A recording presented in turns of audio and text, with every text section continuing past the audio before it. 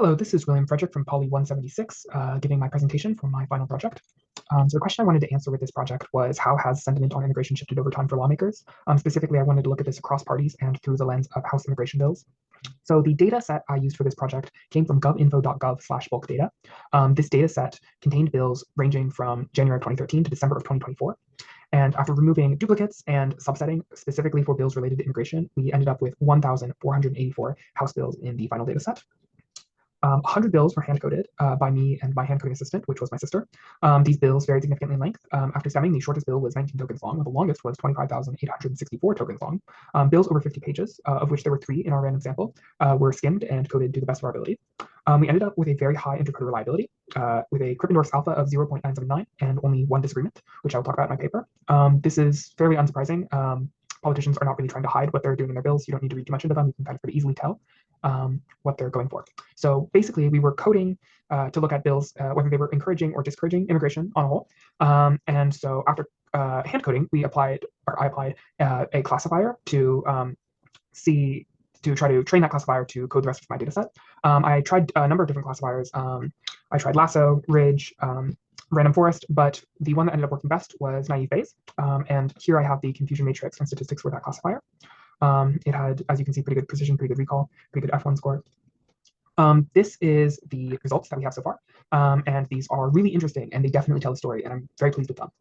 So in the top left, you can see this is perhaps the most interesting graph from the project and it's very illustrative.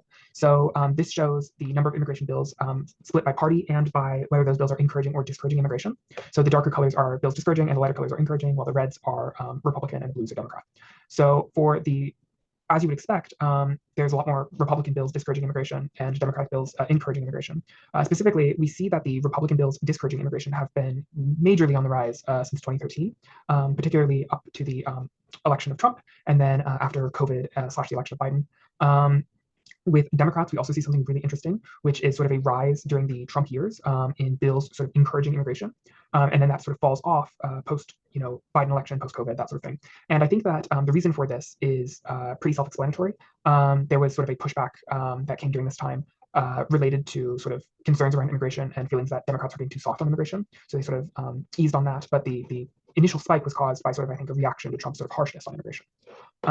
As for bills by Republicans encouraging immigration and bills by Democrats discouraging immigration, those both remain fairly low, although we do see a sort of rise in bills by Democrats discouraging immigration, very minor. Next graph in the top right is also very interesting. This shows the proportion of bills that are discouraging immigration, and we see that that is on a rise over time with this dip during sort of the Trump years when there were a lot of Democratic bills sort of pro-immigration. Speaking of Democratic bills pro-immigration, you can sort of see that spike here in this scatter plot. This scatter plot shows basically all of the bills in our data set split by encouraging versus discouraging immigration, and the colors represent which party they are attached to. And this is across time. You can sort of see a cluster here. You can see a big red cluster here in the sort of post-COVID era, the sort of Biden era of Republican bills discouraging immigration, which is pretty interesting. Lastly, we have this graph here, which is the proportion of bills discouraging immigration by party over time.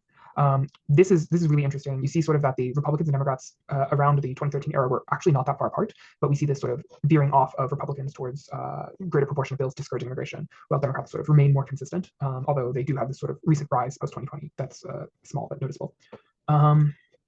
So my limitations and next steps. One of the biggest limitations with this project has been the amount of data I have. My larger data set is expansive, but my hand coding data set is more limited. I would like to code more documents to improve my classifier. At least 50 more documents would be nice. 100 more would be ideal. They were not too difficult to get through, so I think that this is potentially doable before I submit my final project. I also wanted to work out some kinks with cross-validation. I was running into some issues with some of my cross-validations where they were just sorting everything into one category, and I want to get to the bottom of that, sort that out, perhaps get an even better classifier. I also want to look at the data through crosstabs, different crosstabs besides just party. So, oh, by the way, I should mention that I classify bills by party based off of their sponsored party. So I could also look at that through the number of co-sponsors in each party to sort of weight bills as like bipartisan, more Democrat, more Republican, that sort of thing. That would be very interesting. And I do have the data to do that. Other things I want to look at are presidents in power, congressional makeup. Congressional makeup will obviously affect what bills are getting passed, as will presidents in power.